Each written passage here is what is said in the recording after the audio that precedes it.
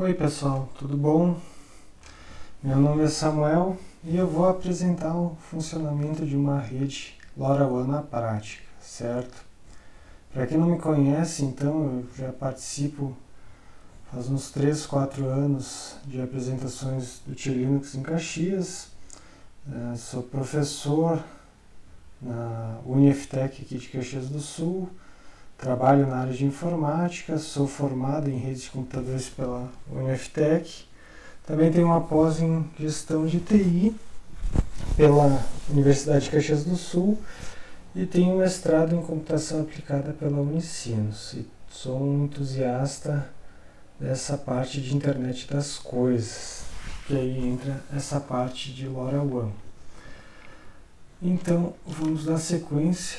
Então, antes de a gente entender o que é LoRaWAN, a gente precisa contextualizar onde é que essa rede se encaixa. Tá? A LoRaWAN é uma das redes LPWAN, tá? Que surgiram nos últimos anos. As redes LPWAN são LANs dedicadas para IoT, certo? Tem longo alcance com baixo consumo energético, né? Que é um dos fatores críticos das comunicações de dispositivos IoT, né? Essas redes são normalmente sem fio, tem baixíssimo throughput, na melhor das hipóteses até 50 kbps, mas normalmente elas trabalham abaixo de 1 kbps, são muito pouco confiáveis, tá? Né? Não faz controle de colisões, detecção de colisões, nada, tá? São bem simples, né, em termos de comunicação, por isso são pouco confiáveis. São feitas para atingir longas distâncias, aí eu coloco cerca de 10 km, mas é muito variável, né, esse alcance, tá? Dependendo da rede e a própria configuração da rede, tá? E o local onde está se aplicando. As redes LoRaWAN, por exemplo, já tem recordes de mais de 700 km. E essas redes LPWAN também usam uma frequência sub-GHz, certo? Para ter uma maior propagação do sinal. Algumas redes LPWAN que existem hoje, tá? Temos a Narrowband IoT, que, se eu não me engano, a TIM vem trabalhando em cima dessa rede. Tem a rede Sigfox, também bastante estudada no meio acadêmico. E tem também as redes LoRaWAN, certo? Com um funcionamento muito próximo à rede Sigfox. Agora, por que LoRaWAN, né, pessoal? Por que não as outras redes? Por que falar de LoRaWAN? Bom, primeiramente, a rede LoRaWAN é uma rede praticamente, né, a especificação dela é 100% aberta, tá? Tem só uma característica lá, uma característica que envolve a tecnologia LoRa, tá, que é proprietária, que ela aí é fechada, mas o restante de toda essa arquitetura ela é aberta. Essa já é uma vantagem, tá? As outras são mais fechadas. E também a rede LoRaWAN, tá, tem uma comunidade hoje de mais de 100 mil desenvolvedores, então é uma rede que vem crescendo e que eu acredito que vai se tornar o padrão dessas redes LPWAN. Outro fator que contribui para a gente usar as redes LoRaWAN é que o Trinopolo, aqui de Caxias do Sul, investiu em 3 gateways, tá? Em 3 antenas LoRa espalhadas pela cidade. Então já existe essa estrutura LoRaWAN disponível aqui em Caxias do Sul. Isso, então, são os fatores para definir por que usar LoRaWAN. Agora, sobre a rede LoRaWAN, como é que ela funciona, tá? Ela parte das seguintes premissas, tá? Que existe uma nuvem, tá? Que funciona via TCP/IP, que envia e recebe dados dos dispositivos, das coisas, através da internet. Também tem dispositivos que enviam e recebem dados da nuvem ou para a nuvem, né? Através da tecnologia LoRa. E essa integração entre a nuvem e os dispositivos, tá, é feita por aparelhos chamados de gateways. Tá? Como é que é a arquitetura dessa rede, então? De maneira bem simples, ela é formada por dispositivos, que são sensores e atuadores que transmitem dados, certo? Ou recebem dados também, dependendo da parametrização que tu queira fazer. Essa transmissão ocorre sempre dos dispositivos para os gateways, nunca diretamente dispositivo para dispositivo, tá? Temos os gateways também, tá? Que eles fazem a conversão dos quadros LoRaWAN para TCP/IP e vice-versa, tá? Tem os servidores de rede que elas têm uma série de funções, tá? Tem muita coisa. Porém, tá? Digamos assim, para essa apresentação basta a gente saber que ela contém a base de dados dos gateways, dos dispositivos e das aplicações que vão ser registradas, tá? É o banco de dados que contém todos os registros que estão nessa rede. E também tem os servidores de aplicação, tá? Que eles manipulam aí os dados recebidos dos dispositivos, e as aplicações também podem se comunicar com os dispositivos da rede LoRaWAN, certo? Essa figura tenta sintetizar, tá, os dois slides anteriores. Então, o que ocorre? Tem os dispositivos, eles se comunicam somente com os gateways, tá? E esses gateways repassam informação para a rede, e aí essa rede, né, a nuvem LoRaWAN, se eu tiver uma integração, né, da minha aplicação, ela remete essa informação via integração para os meus servidores de aplicação que manipulam esses dados, podem executar alguma coisa, normalmente armazenam esses dados, depois geram gráficos, enfim, uma série de manipulações, e as aplicações podem retornar informações para os dispositivos. Tá? Eu quero comunicar um monitor de gás com um medidor de água. O monitor de gás vai ter que se comunicar com uma aplicação que vai retornar informação para o medidor de água. Tá? Esse é o conceito do funcionamento da arquitetura LoRaWAN. E o gateway ele é responsável por converter, né, a estrutura LoRa, ao qual os dispositivos se comunicam, com a estrutura TCP/IP, com o padrão TCP/IP, que é a comunicação padrão do restante dessa rede. Todo esse processo também é criptografado, tá? O que garante uma certa segurança nessa tecnologia. É importante também a gente destacar como é que funciona essa pilha LoRaWAN, tá? Que faz a comunicação entre os dispositivos e o gateway, tá? Então, basicamente, é composto de 3 camadas. Tem uma camada que vai ter a aplicação em si, que é a aplicação LoRa que está no dispositivo, ou a comunicação do gateway, ele que recebe os dados, tá? Tem a subcamada MAC, que o campo principal dessa subcamada contém o endereço LoRa de destino daquele dado. Por não ter o endereço de origem, o endereço MAC LoRa de origem, não tem como os dispositivos se comunicar diretamente. Tá? Como é que a rede registra então o dispositivo? Como é que ela sabe a origem do dispositivo? A partir do cadastro que vai conter aqui no Network Server. Depois talvez fique um pouquinho mais claro. E a nível de camada física eu tenho as frequências de utilização, tá? Padrão Europa 868 MHz, padrão americano começa em 902 a 928, e o padrão australiano que vai de 915 a 928 MHz. Tá? A única parte que é proprietária, pessoal, do LoRa é essa modulação LoRa. Como funciona a modulação, isso aqui ela é proprietária, ainda não é aberta. Bom, vamos para a prática. Como é que vai funcionar o ambiente de teste? Tá? Nós vamos usar a estrutura da TTN, tá? A TTN é essa nuvem pública aqui, tá? Mas eu poderia ter outras nuvens, tá? Então tem essa nuvem pública que é chamada T-Teams Network, certo? Essa nuvem pública a gente vai utilizar, onde nesta nuvem pública tem os gateways do Trinopolo. Há outros aqui em Caxias, mas tem esses gateways do Trinopolo.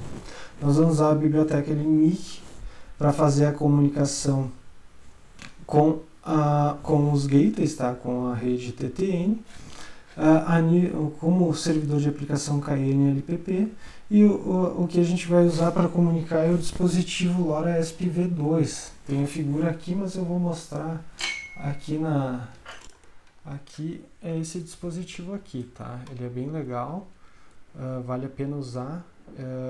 Além de LoRa, ele tem Wi-Fi e Bluetooth, dá para fazer muita coisa com o IoT. E tem um visorzinho também que a gente pode utilizar.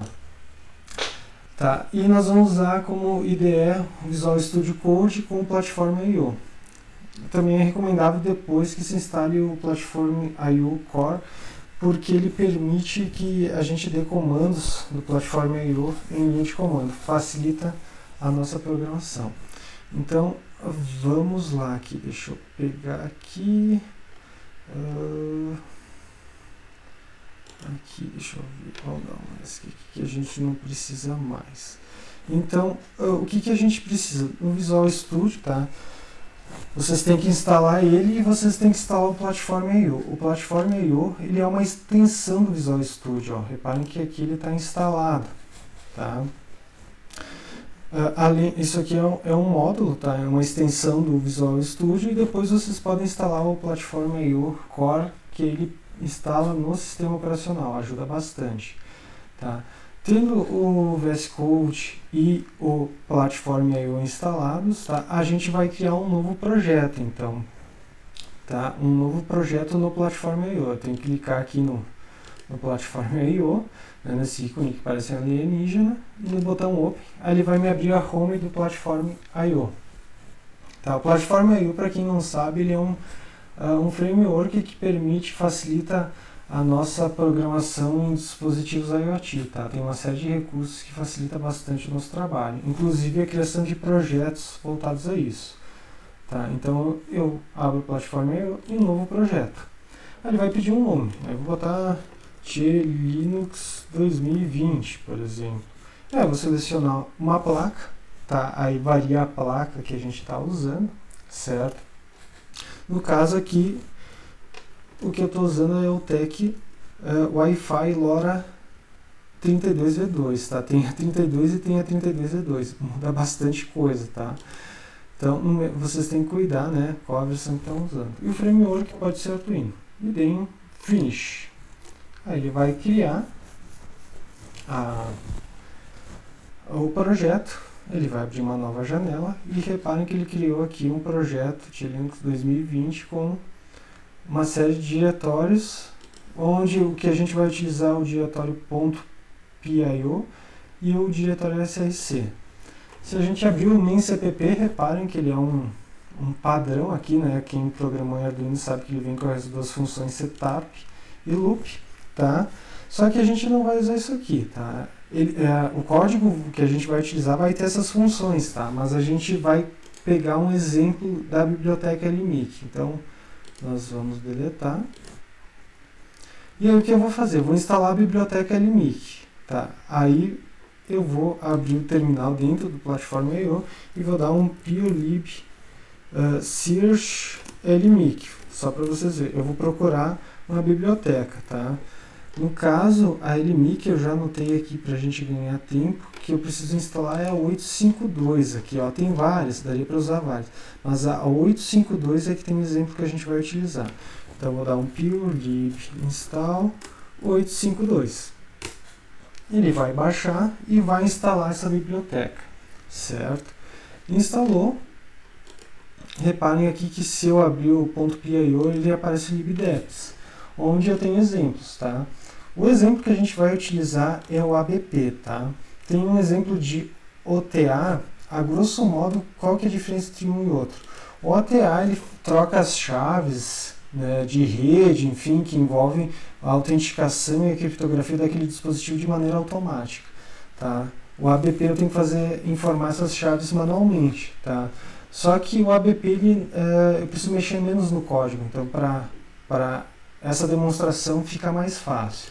Então eu vou vir aqui, vou copiar esse cara, Ctrl C, e vou colar ele dentro do source. Colei ele aqui, certo? Então o que acontece? Reparem que ele está me pedindo a chave de rede, a chave de aplicação e a chave de dispositivo. Essas informações eu vou ter que coletar lá dentro da TTN. Então o que eu vou ter que fazer agora? Antes de a gente continuar no código, eu vou ter que ir lá para a TTN, tá? E criar uma aplicação, e nessa aplicação criar os dispositivos, que aí a rede vai me gerar esses números, esses valores para eu lançar dentro do código. Então a gente vai aqui, ó. Então vocês têm que criar uma conta na rede T-Things Network, tá? Vocês criam, aí no console T-Things Network ele abre a opção de tu cadastrar gateways, ou seja, tu pode também criar teu próprio gateway. No caso nós vamos usar do Trinopolo e podemos criar as aplicações, tá? Então nós vamos criar uma aplicação aqui, certo? Eu tenho algumas aqui criadas e eu vou ter que criar uma aplicação, tá? Então aqui eu vou botar um nome qualquer, Linux 2020, vou dar uma descrição, teste Linux, tá? Ele vai gerar isso aqui, né, o identificador da aplicação, e o handler podemos deixar ttn handler Brasil. Ele criou a aplicação e agora ele diz que ele dá a informação que não tem nenhum dispositivo registrado. O que eu estou configurando aqui é o dispositivo, tá? Mas por que então que eu tenho que ter uma aplicação se eu quero configurar o dispositivo? A ideia de aplicação, tá, é que eu posso ter mais de um dispositivo trabalhando com aquela aplicação, certo? Por exemplo, eu quero medir a temperatura de Caxias do Sul, controlar a temperatura de Caxias do Sul, certo? Eu vou ter um dispositivo na zona norte, na zona sul, leste, oeste, centro, que vai estar trabalhando para a mesma aplicação de coleta de temperatura. Essa que é a ideia. Então, eu criei uma aplicação aqui e agora eu vou ter que criar um dispositivo. Então, ele diz que não há dispositivo, aí eu vou registrar uma, aí ele pede um ID. Então, eu vou criar o Linux 2020. Aqui ele vai gerar o identificador do dispositivo. E aqui ele está dizendo que ele vai gerar uma chave do aplicativo. Tá? Ah, não, perdão. O EUI aqui, eu tenho que digitar um número hexadecimal que deu 8 bytes. Então, eu vou botar 1122446655FF, DD, EE, 55. É ali, ó. Fechou os 8 bytes, ele deu o verdezinho. E aí sim ele habilita para registrar. Eu registrei, reparem que ele está em OTA, certo? Reparem que aqui, olha, só tem a app-key. Então, o que vai acontecer? Eu vou ter que alterar para ABP, pois o meu código aqui está em ABP. Ou seja, eu vou informar a chave de rede manualmente, certo? Então, eu vou lá em Settings. E aí eu vou alterar o método de ativação para ABP. Aí, reparem que agora ele aparece Network Session Key e App Session Key. Também a gente pode desmarcar esse Frame Counter Checks, que é uma verificação de integridade, tá? Que a TTN faz, tá?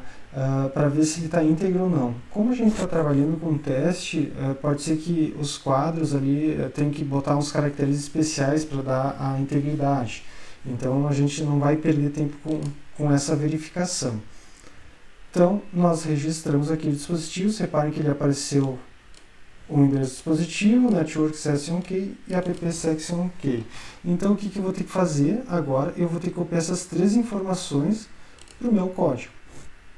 Então, o que eu vou fazer? Eu vou copiar o Device Address e vou colar aqui, ó. Reparem que eu tenho que manter o 0x para identificar que é um hexadecimal, certo? Agora, eu vou copiar o Network Session Key. Eu vou vir aqui, vou apagar, já vou apagar o Application Session Key, e aí eu vou lá. Só reparem que o Network e o App Session Key, ele tem que ser nesse formato MSB aqui, tá? Que eu tenho que copiar e colar. Eu tenho que clicar nesse botão aqui para ele converter, ó. Deixa eu ver, eu colei o Network e agora eu vou colar o App 042 e 088. Então, é importante aqui a gente incluir também, como a gente está trabalhando no framework Arduino, a gente tem que dar um include, dizer que a gente quer usar a biblioteca do Arduino, tá? .h. Isso. Então, beleza. Olha só. Aqui ele diz a mensagem que ele estaria mandando. Olá, mundo. Aqui um intervalo para a transmissão. Vamos botar um intervalinho bem curto para a gente não perder tempo. Aqui ele pede para mapear os pinos, tá? Eu já vou copiar e substituir, tá, pelo dispositivo aqui, ó, tá? Cada dispositivo tem sua própria pinagem para usar LoRa, tá? Esse aqui, se eu não me engano, é o do Dragino, tá? E aí o LoRa, ele usa essas portas aqui, o EUTEC, perdão, ele usa essas portas aqui. E essas portas variam para a versão 1 e 2, também tem que tomar cuidado. Então, vou mapear os pinos, tá? Para a gente entender então como é que começa o código aqui, ó, reparem que tem uma função onEvent, que na verdade, para cada evento do LoRaWAN, ele pode cair num case, tá? Inclusive, se ele transmitiu, ele abre uma janela de recebimento, mas não vem o caso explicar esses detalhes agora. Como é que ele funciona? Então, ele dá um setup, ó, a serial vai em 115.200, aí ele inicia, reseta o LMIC, ele registra as chaves, tá? Aqui no set session. Aqui nós vamos ter que alterar porque ele está usando o padrão europeu, nós vamos ter que usar o padrão americano, tá? Lembrando que a Anatel reconhece o padrão australiano, que vai de 915 a 928, tá? Só que não sei por qual motivo os gateways aqui de Caxias do Sul estão registrados no padrão americano, que vai de 902 a 928 MHz. Então nós vamos ter que habilitar o padrão americano, tá? Então, para eu habilitar o padrão americano aqui, eu vou ter que ir na biblioteca, ó. Eu vou ter que pegar aqui a biblioteca, ir lá no LMIC, no config-h, e olha só, eu vou ter que comentar a linha aqui que é o padrão europeu e descomentar o padrão americano. Deixa eu ver se... E vou aumentar o debug também para 1, para a gente poder analisar, acompanhar as frequências. Então, né, ele seta, na verdade, o setup, ele faz toda a configuração para início para startar o LoRa. Agora reparem que o padrão americano ele está selecionando a subbanda 1, que é o que está sendo utilizado. E aqui, ó, aqui eu vou alterar para 10, tá? Quanto maior esse número, ele varia de 7 a 10, tá? No padrão americano. Quanto maior o número, maior a distância que o sinal chega, porém menor é o throughput, menos bits por segundo, né, é capaz de ser enviado. E aí o que acontece? Ele inicia o job, né, que é o do send. Aí no do send o que ele faz? Tá? Ele pega aqui, ó, quando ele chama essa função aqui, ele envia os dados de MyData, lá, aquele olá mundo. Tá? E depois ele entra em loop, que na verdade o que ele faz? Ele chama o do send de tanto em tanto tempo, né? Conforme eu setei lá naquela constante que está aqui, ó, tx intervalo, tá? Então, a princípio é isso.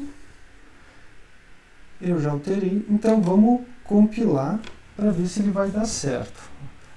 Antes de a gente transferir, ó, vou compilar, vamos ver se não dá nenhum erro, certo?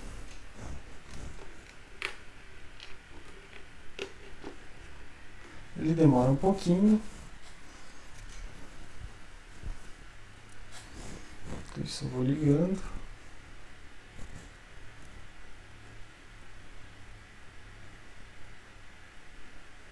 Enquanto ele vai compilando, só para vocês verem de Caxias aqui, olha só, esses são os gateways registrados em Caxias, ó.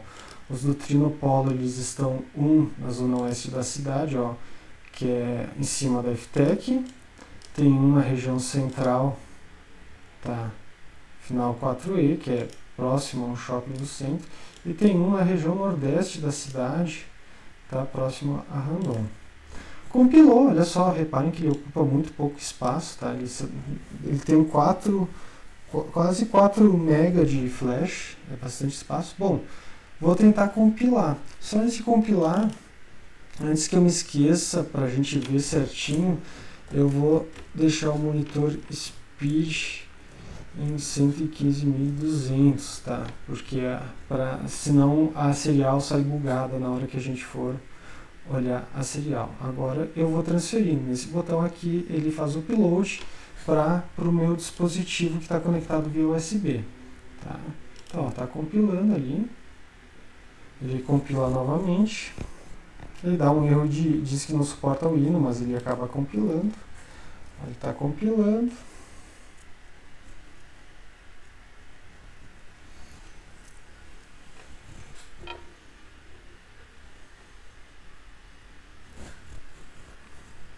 Torcer que dê certo. Quando eu testei ontem, estava funcionando. Agora ele está transferindo, terminou de compilar, agora ele está transferindo via USB para o meu dispositivo EOTech. Transferiu, e em tese, se tudo correr bem, agora ele deve estar transmitindo dados. Deixar ele um pouquinho de pé aqui, vamos ver se ele transmite. Vamos olhar o log, ver o que ele está mandando para as frequências certas, né? Ele está mandando, 904 e 500 é uma das frequências.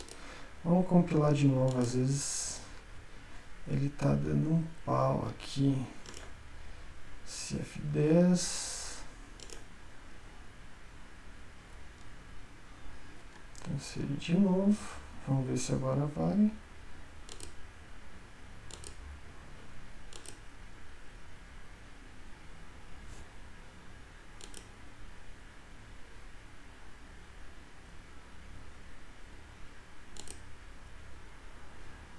Nada. Deixa eu só ver se eu desmarquei os. Tá, desabilitei aqui, vamos. Em tese ele não deveria, tá? Debug level 1. Ele está em 915.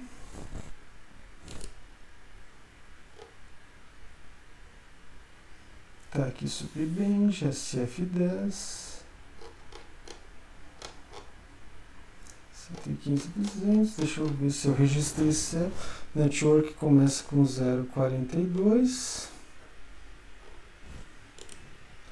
Vamos só conferir aqui. Network ele começa com 0,42 e app 0,88. 0,42, 26,013, F6. Vamos fazer assim, às vezes ele dá um pau. Vamos fechar aqui. Vamos desconectar a porta. Às vezes ele se perde aqui. O Visual Studio parece que ele não compila a versão que eu quero compilar. Acho que alguma coisa em cache, vamos ver. Tomara que não estoure os 45 minutos. Vamos ver, tá abrindo.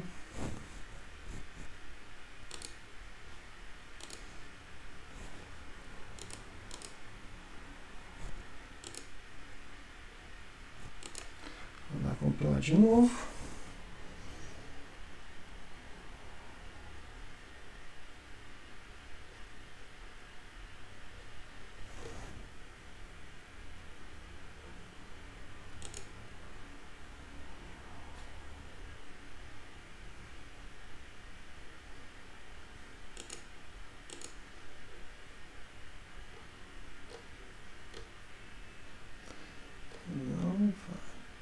E se faltar mais alguma coisa, 18, 14, 26, tá?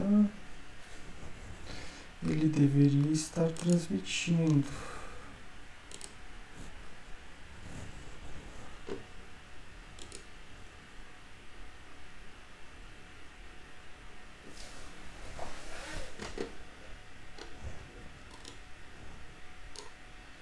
Só deixa eu alterar um fator de espalhamento. S.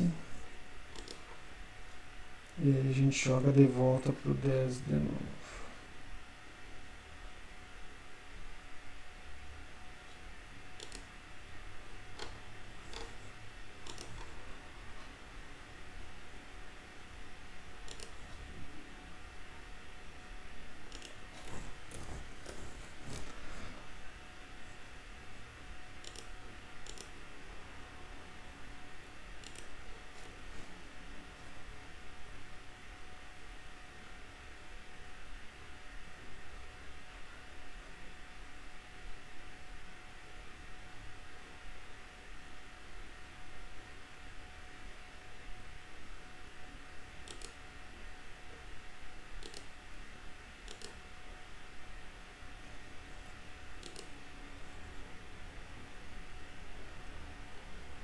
Frames up agora, ele disse que está enviando up aqui, ele mostrou, por que ele não mostra aqui, ó.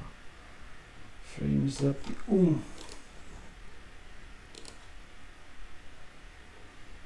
compilar de novo. Deixa eu deixar ele mais de pé também. Botar um pouquinho longe.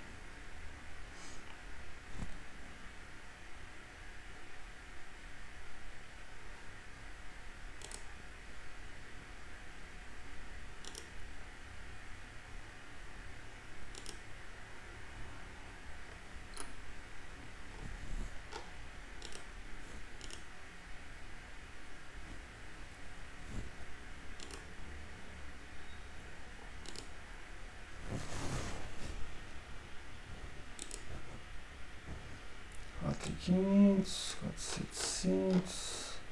Vamos ver se tinha mais alguma coisa, mas a princípio era isso. 900, 500.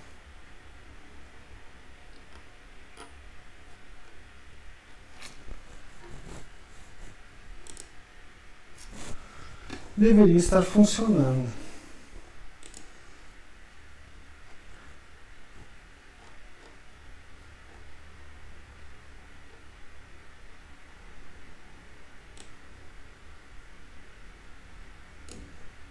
Deixa eu conferir se ele está batendo aqui as...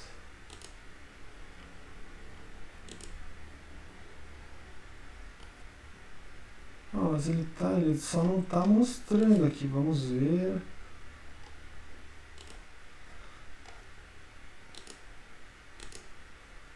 Deixa eu ver se não é esses 32 bits.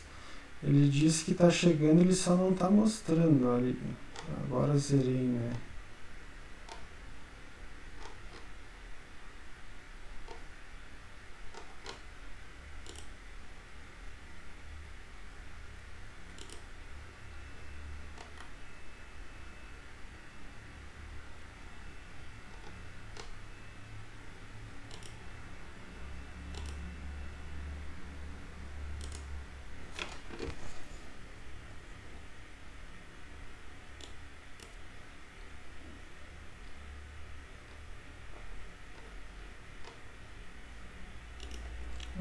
Deixa eu só ver se não é o KN aqui que tá. Vamos ver aqui, vou trocar ele para KN.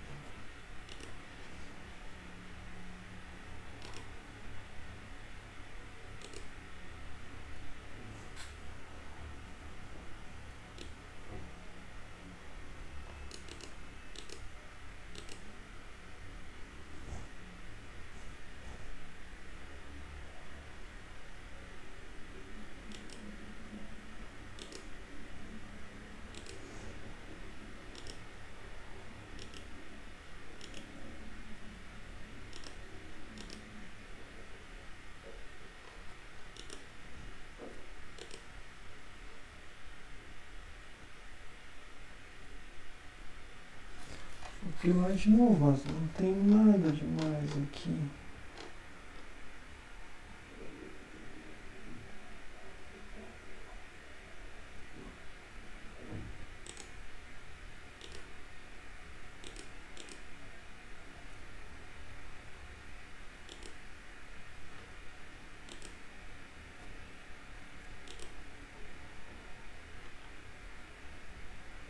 Frames up, ó, ele está transmitindo alguma coisa, ele só não está mostrando na tela aqui.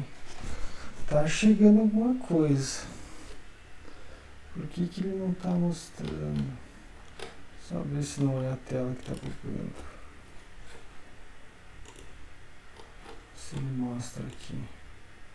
Pois é, eu acho que ele está bugando a tela aqui.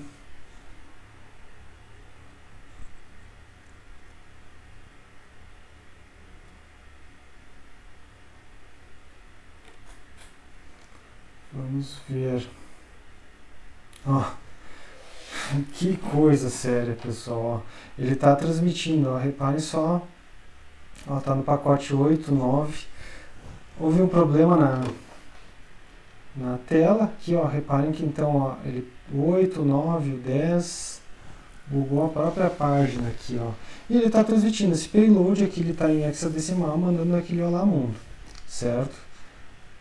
Reparem que aqui ele vai incrementando. Se eu for em overview, ele diz, ó, quantos frames up ele deu, tá?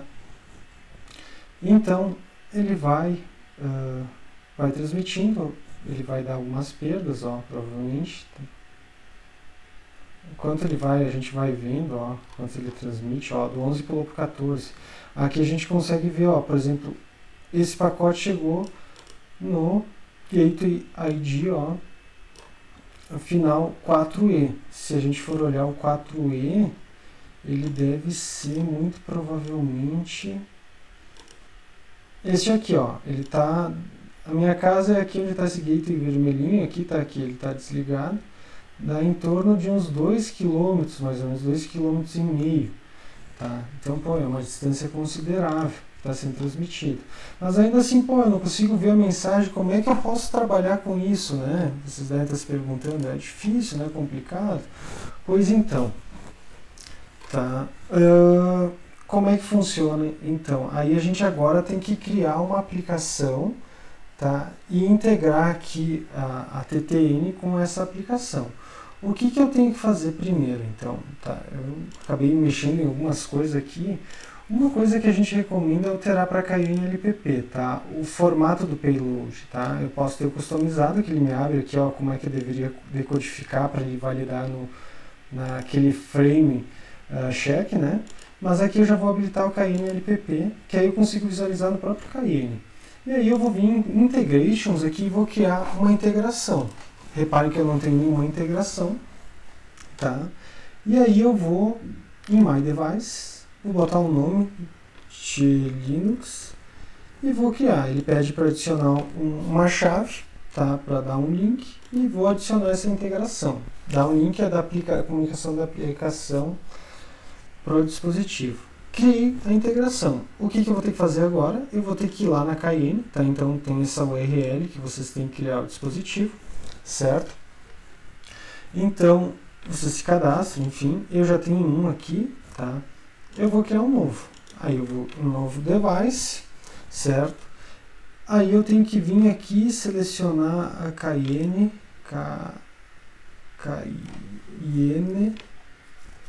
KNLPP aqui, ó.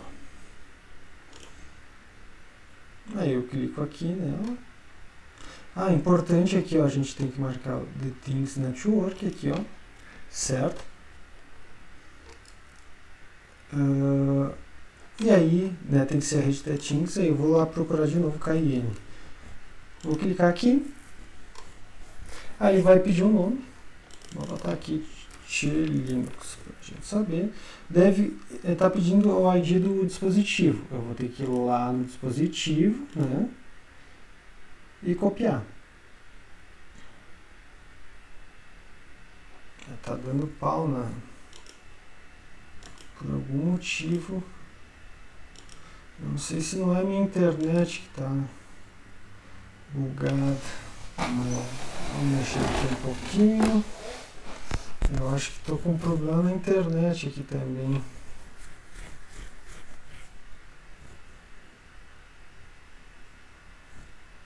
Vamos ver. Tá, device. Eu vou vir aqui. E vou ter que copiar esse cara aqui. Então, copio ele e vou colar aqui. Colei. Registro. E está aqui o Linux. Quando começar a chegar dados, tá, ele vai registrar. Só que para registrar dados eu tenho que passar no formato KN. Então o que eu vou ter que fazer do KN? Eu vou ter que incluir a biblioteca, inicializar o buffer do KN e depois informar os parâmetros e passar no txdata. Então eu já deixei tudo meio pronto aqui. Eu vou vir dar um include KN aqui, ó. Pegar aqui, ó. Então estou incluindo a biblioteca, ó. Reparem que a biblioteca ele está dizendo que não tá reconhecendo.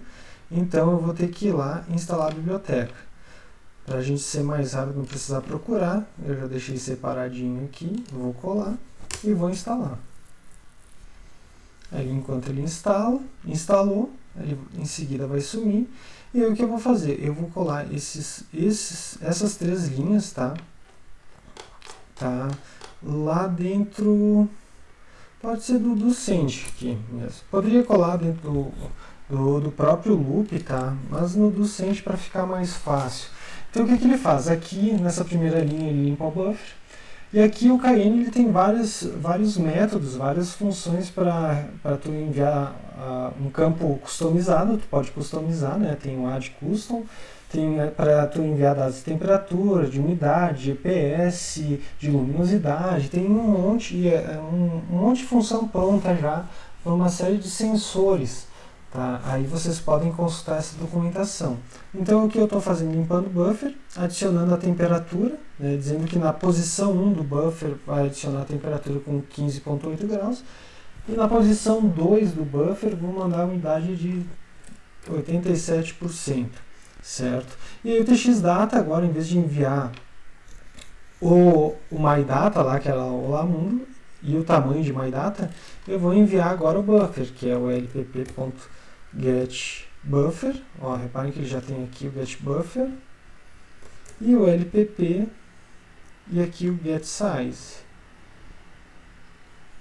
lpp.getSize, ó, já está aí, ó. Ali, beleza. Feito isso, em tese, se compilar, ele vai passar a transmitir para o Cayenne. Então, está compilando. Ele dá alguns warnings, mas por enquanto está tudo certo.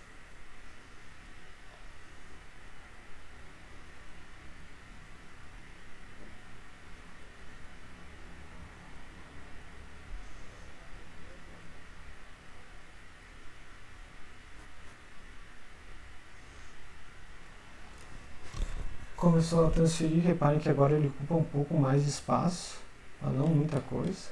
Tá transferindo, transferiu. Em tese agora ele vai começar a transmitir. Vamos ver. Ó, reparem que já chegou. Ó. Ele está passando, além da informação de temperatura e umidade, está passando a potência do sinal que está chegando, ó, menos 118, isso é extremamente baixo, essa potência, ó, e um sinal ruído negativo, que demonstra o quão grande é né, ele consegue transmitir até em ambientes que tem mais ruído que sinal. É bem interessante. E aí o Cayenne tem um monte de coisa para fazer, né? Tá? Vocês podem depois modificar esse código, mostrar algumas outras informações que vocês desejarem, tá? Isso aqui foi só um apanhado geral, tá? Do que a gente queria mostrar, tá? Uma base só de como funciona o LoRaWAN, tá? A gente tem códigos já bem mais desenvolvidos, tem vários outros projetos que a gente está fazendo, tá? Esse conteúdo a gente trabalha lá na Uniftec numa disciplina específica, tá? Essa parte do Cayenne, para vocês terem uma ideia, teve um aluno, Acácio, que montou, então é uma construção coletiva que a gente vem fazendo lá dentro da Uniftec. Certo, pessoal? Eu agradeço, então, eu fico à disposição de vocês se houverem outras dúvidas, vocês têm o meu e-mail ali, né, samuelff@gmail.com, e era isso. Muito obrigado, pessoal, e até a próxima.